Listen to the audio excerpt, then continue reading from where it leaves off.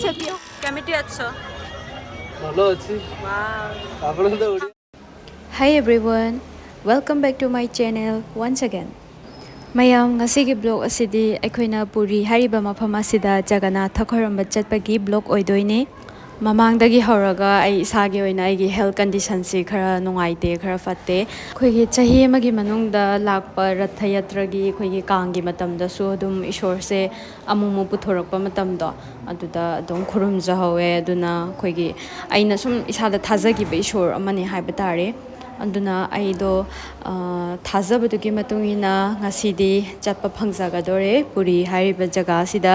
Jagannatha Balabhadra Subhadra hariba moi majimanau singsigi khoigi temple laye ado direct real life ta ujaraga khurumbagi khudong chabagi blog oidoine memory oini khanbagi aina su video oina namjabane aikoi chatpa hore mayam lai khuramba chatpa hore koido chatpa hore Chetanani ne dagi Priyanka ne Anjali ne Kajal ne dagi Anjaliga aduga koina Tuesday to Thursday se yamna faiko koigi ishor khuramba chatpada hariba mafam sigi oina Saturday Sunday di khara koigi general holiday gumba khara common oibanina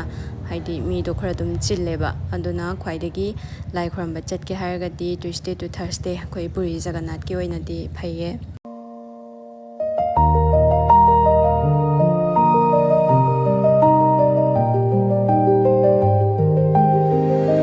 aduga khoise morning dagi tholakpaje khoi fasting da tholakpane kaimta charak tree aduna khoido chuhing je khagak thakna je na khoido chuhing thakna ngai gi semhali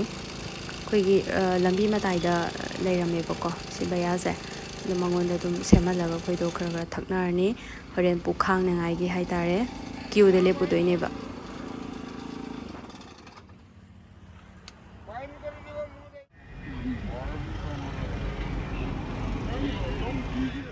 khoi thakpa loirabanina mu journey makha ta na ngai gi gari tongba hore ado ngasi numi se moi Mahadevagi puja gumba taba male mi se to kimati khoigi saffron color sepa mayam ama lambi matai da khoigi lairamme dagi lambi da sudum chatpa uiye pusi da thengna dribako ahan boiba adudugi aina video namjinbane ado anambana di khoina Jagannath Khoiramba chatlise akoigi inner peace phangnaba dagi akhoida obstacle haitare ko phattaba lakadaba igi punsida awaba tagadaba singse sise ishor sina ngak thokpi ba khoina thamoi sengna ishor jibu ningjaragadi aikhoina ishor ningge haitaragadi akhoigi isa isa gi apambani ko ando ishor se mafam gudimakta su ishor laye aduga ishor ningba habese isagi personal journey amada la adoine ba aduga khoina ahanbada khoina ishor se ningage haitaragadi open heart oiba machangi adagi yamna khoigi quiet time da khoigi ishorbu ningsingjaba ngak sangba matamda ko adagi lai khoramba matamda jo khoina yamna thamoi singna ishorbu khurumjaba machange ishor ningse thamoi sengna adoi tardi positive energy ju pibirani andagi akoi hakchang phaba haraga anoibodo nate ko koi hakchang je khoigi anai yaudaba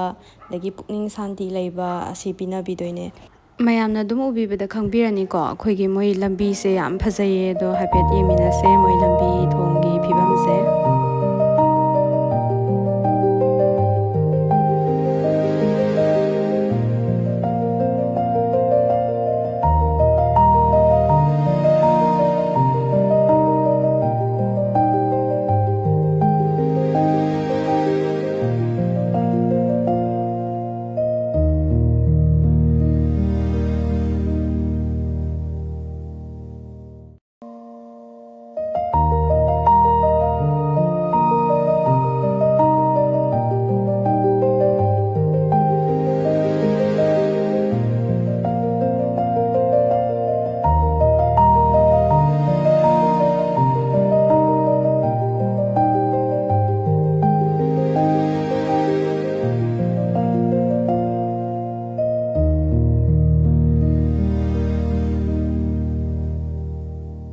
गाड़ी अच्छी दिख नवा पाएंगे आजा जो electric गाड़ी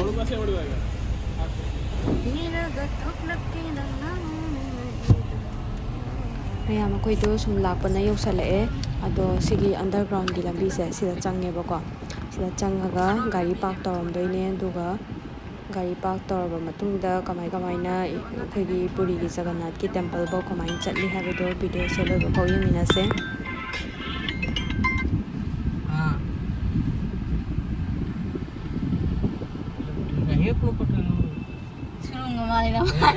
수롱도 라인에서 기분이야.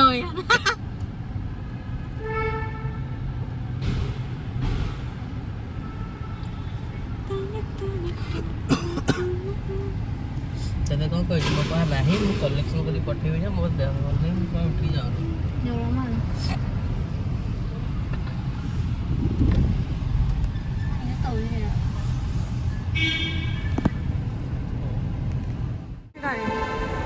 ꯑꯩꯅꯒ ꯌꯣꯜꯂꯗꯤ ꯃꯌꯥꯝ ꯑꯩꯈꯣꯏꯗꯣ ꯌꯧꯔꯦꯕꯀꯣ ꯑꯗꯨꯒ ꯑꯩꯈꯣꯏ ꯒꯥꯔꯤꯗꯣ ꯄꯥꯔꯛ ꯇꯧꯔꯝꯃꯦ ꯑꯗꯣ ꯃꯅꯨꯡꯐꯧ ꯊꯧꯖꯤꯟꯕ ꯌꯥꯗꯦꯕ ꯑꯗꯨꯅ ꯁꯤꯒꯤ ꯏꯂꯦꯛꯇ꯭ꯔꯤꯛ ꯃꯣꯏꯒꯤ ꯏ ꯔꯤꯛꯁꯣ ꯍꯥꯏꯗꯣꯏꯔꯥ ꯀꯩꯅꯣ ꯁꯤꯗ ꯑꯩꯈꯣꯏꯁꯦ ꯇꯣꯡꯗꯣꯏꯅꯦ.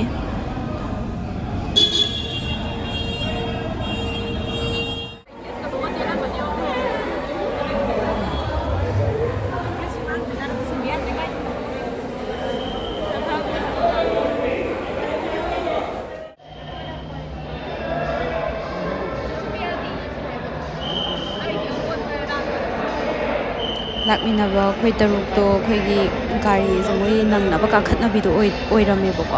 ꯑꯗꯨꯅ ꯑꯩꯈꯣꯏꯗꯣ ꯑꯍꯨꯝ ꯑꯃ ꯁꯣꯝꯗ ꯇꯣꯡꯍꯧꯔꯦ ꯑꯗꯨꯒ ꯑꯍꯨꯝ ꯑꯃꯅ ꯃꯣꯏ ꯇꯣꯉꯥꯟꯕ ꯒꯥꯔꯤ ꯑꯃꯗ ꯇꯣꯡꯈ꯭ꯔꯦꯕ ꯃꯣꯏ ꯑꯍꯨꯝ ꯆꯠꯈ꯭ꯔꯦ ꯑꯩꯈꯣꯏ ꯑꯍꯨꯝ ꯑꯃ ꯂꯩꯍꯧꯔꯦ.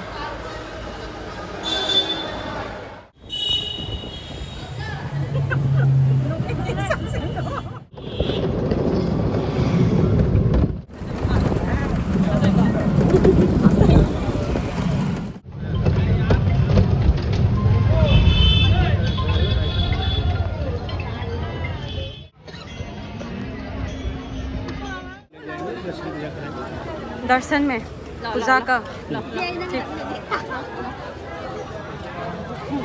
मी मांगना नहीं मैं इसका सिलुई तारे बस पे हमने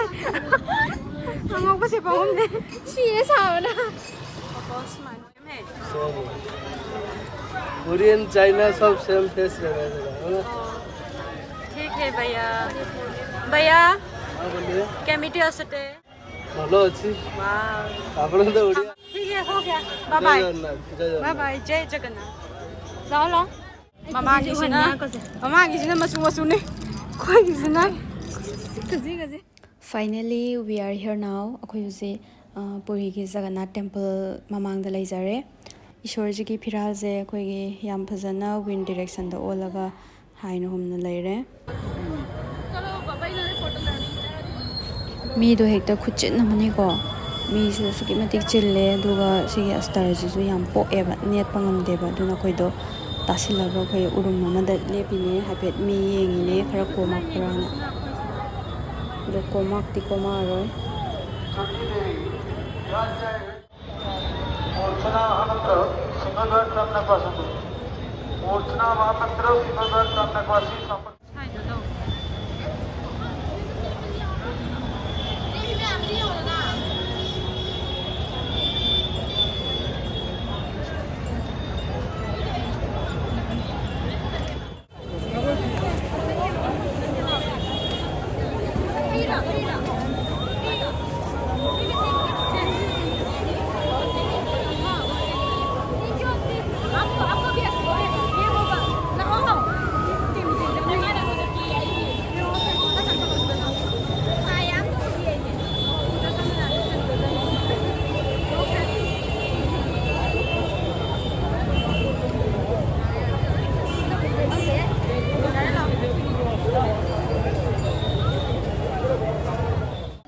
ꯃꯌꯥꯝ ꯑꯩꯅ ꯉꯁꯥꯏ ꯐꯥꯔꯁꯇ ꯎꯠꯆꯈꯤꯕ ꯐꯤꯔꯥꯟ ꯊꯦꯠꯄꯗꯣ ꯑꯗꯨꯅ ꯑꯩꯈꯣꯏꯒꯤ ꯃꯦꯟ ꯒꯦꯠ ꯑꯣꯏꯗꯣꯏꯅꯦ ꯏꯁꯣꯔꯁꯤꯒꯤ ꯑꯗꯨꯒ ꯁꯤꯅ ꯑꯩꯅ ꯍꯧꯖꯤꯛ ꯊꯣꯛꯂꯛꯏꯁꯤꯅ ꯑꯩꯈꯣꯏꯒꯤ back side of the temple ꯑꯣꯏꯗꯣꯏꯅꯦ ꯑꯗꯣ ꯏꯁꯣꯔꯁꯤꯒꯤ ꯃꯅꯨꯡꯗ ꯈꯨꯔꯨꯝꯕ ꯆꯪꯕꯒꯤ ꯚꯤꯗꯤꯑꯣꯗꯣ ꯅꯝꯖꯔꯛꯀꯦ ꯇꯧꯕꯅꯦ ꯑꯗꯨꯕꯨ ꯃꯣꯏꯁꯦ ꯔꯦꯁꯇ꯭ꯔꯤꯛꯁꯟ ꯊꯝꯕꯅꯤꯅ ꯑꯩ ꯚꯤꯗꯤꯑꯣ ꯐꯣꯇꯣ ꯐꯣꯟ ꯑꯝꯇ ꯅꯝꯗ꯭ꯔꯦ ꯄꯨꯁꯟꯕ ꯌꯥꯗꯦ. ꯑꯗꯨꯒ ꯈ꯭ꯋꯥꯏꯗꯒꯤ ꯖꯒꯟꯅꯥꯊ ꯇꯦꯝꯄꯜꯒꯤ ꯑꯉꯛꯄ ꯑꯃꯅ ꯉꯁꯥꯏꯒꯤ ꯑꯣꯁꯤꯟ ꯁꯥꯎꯟꯁꯦ ꯇꯥꯒꯅꯤꯀꯣ ꯃꯣꯏꯒꯤ ꯍꯦꯠ ꯁꯤꯡꯒꯗ꯭ꯋꯥꯔ ꯑꯍꯥꯟꯕ ꯃꯦꯟ ꯒꯦꯠꯁꯦ ꯑꯁꯤꯗ ꯁꯨꯝ ꯑꯩꯈꯣꯏꯁꯦ ꯂꯦꯞꯄ ꯃꯇꯝꯗ ꯑꯩꯈꯣꯏꯒꯤ ꯕꯦ ꯑꯣꯐ ꯕꯦꯡꯒꯜꯒꯤ ꯃꯥꯒꯤ ꯉꯁꯥꯏꯒꯤ ꯋꯦꯞꯁꯦ ꯏꯁꯤꯡ ꯏꯔꯩꯁꯦ ꯃꯥꯒꯤ ꯁꯤꯒꯤ ꯏꯊꯠ ꯍꯥꯏꯒꯗ꯭ꯔꯥ ꯀꯩꯅꯣ ꯁꯤꯒꯤ ꯃꯈꯣꯟꯁꯦ ꯌꯥꯝ ꯍꯧꯅ ꯇꯥꯒꯅꯤ ꯑꯗꯨꯒ ꯈ꯭ꯋꯥꯏꯗꯒꯤ ꯉꯛꯄ ꯑꯃꯁꯨ ꯍꯥꯏꯔꯝꯒꯦ ꯃꯌꯥꯝ ꯑꯩꯈꯣꯏꯒꯤ ꯏꯁꯣꯔꯁꯤꯒꯤ ꯃꯥꯒꯤ ꯃꯟꯗꯤꯔ ꯃꯌꯥꯝꯁꯦ ꯁꯤꯒꯤ ꯃꯃꯤ ꯑꯃꯠꯇ ꯎꯕ ꯐꯪꯉꯛꯑꯣꯏ ꯄꯣꯠ ꯑꯃ ꯂꯩꯔꯒꯗꯤ ꯃꯥꯒꯤ ꯁꯦꯗꯣꯁꯦ ꯇꯥꯗ꯭ꯔꯥ ꯑꯗꯣ ꯍꯥꯏꯔꯤꯕ ꯃꯟꯗꯤꯔꯁꯤꯗꯗꯤ ꯁꯦꯗꯣ ꯃꯆꯦꯠ ꯑꯃ ꯎꯕ ꯐꯪꯉꯣꯏꯕꯀꯣ ꯃꯌꯥꯝꯗꯨꯗꯤ ꯚꯤꯗꯤꯑꯣ ꯑꯃꯨꯛ ꯈꯔ ꯅꯝꯖꯔꯛꯀꯦ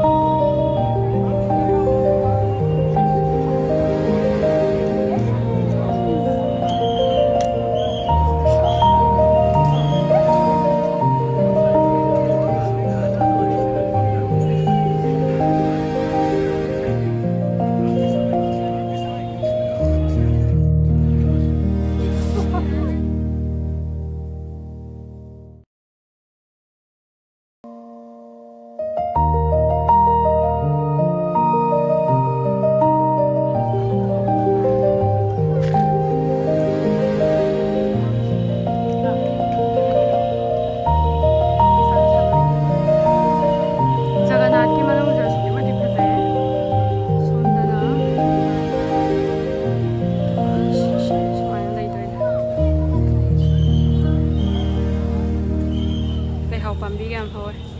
khage leihau pambi shu hawe leise yam fazai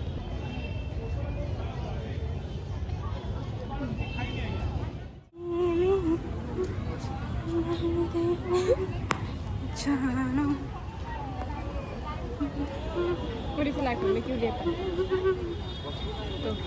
कोई मना वो समझ जाला था और ना से फोटो कैसे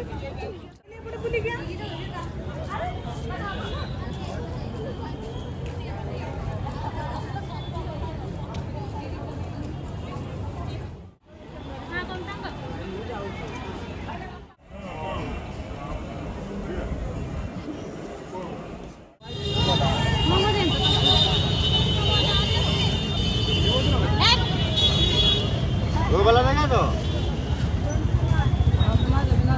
यही वाला दे जो वाला जो नहीं मिला रहेगा दीदी खेल है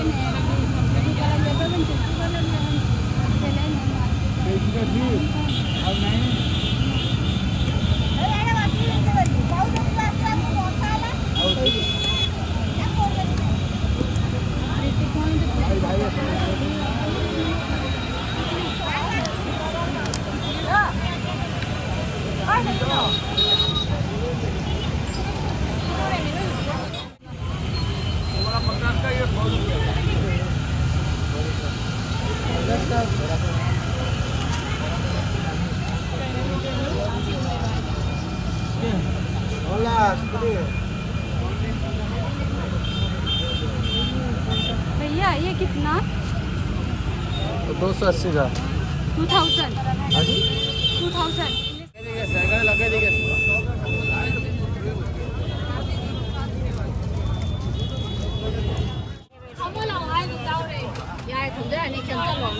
बाय बाय जगन्नाथ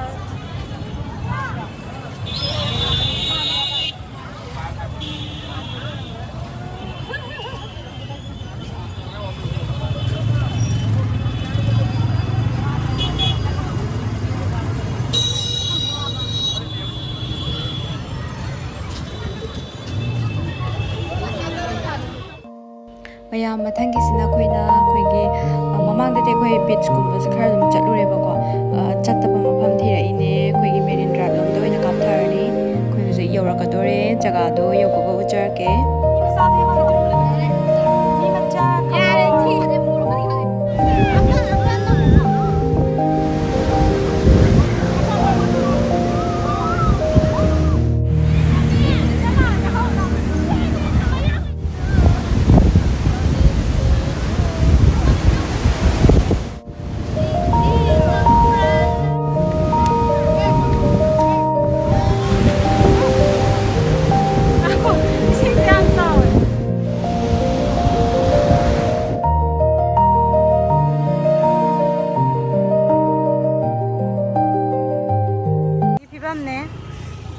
ꯍꯜꯂꯛꯄꯒꯤ ꯆꯠꯂꯣ ꯅꯪꯁꯨ ꯍꯜꯂꯛꯄꯒꯤ ꯐꯤꯕꯝ ꯌꯦꯡꯁꯦ ꯆꯦꯟꯈ꯭ꯔꯣ ꯍꯜꯂꯛꯄꯒꯤ ꯐꯤꯕꯝ ꯍꯜꯂꯛꯄꯒꯤ ꯐꯤꯕꯝꯅꯦ ꯍꯜꯂꯛꯄꯒꯤ ꯐꯤꯕꯝ ꯐꯖꯈ꯭ꯔꯕ ꯆꯝꯄꯜꯁꯦ ꯍꯜꯂꯛꯄꯒꯤ ꯐꯤꯕꯝ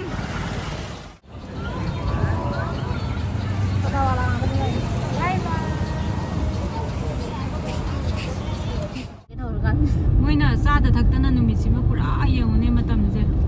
ꯃꯍꯥꯗꯦꯕꯁꯤꯗ ꯀꯌꯥ ꯂꯨꯞꯄꯤꯅꯣ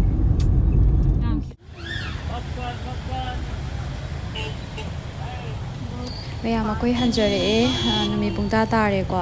ꯂꯥꯏ ꯈꯨꯔꯨꯝꯕꯗ ꯃꯇꯝ ꯃꯌꯥꯝ ꯂꯧꯈꯤꯕꯅ ꯃꯔꯝ ꯑꯣꯏꯔꯒ ꯑꯩꯈꯣꯏ ꯕꯤꯆꯇꯗꯤ ꯑꯗꯨꯝ ꯁꯟꯁꯦꯠꯀꯨꯝꯕ ꯌꯦꯡꯉꯒ ꯑꯗꯨꯝ ꯍꯜꯂꯛꯑꯦ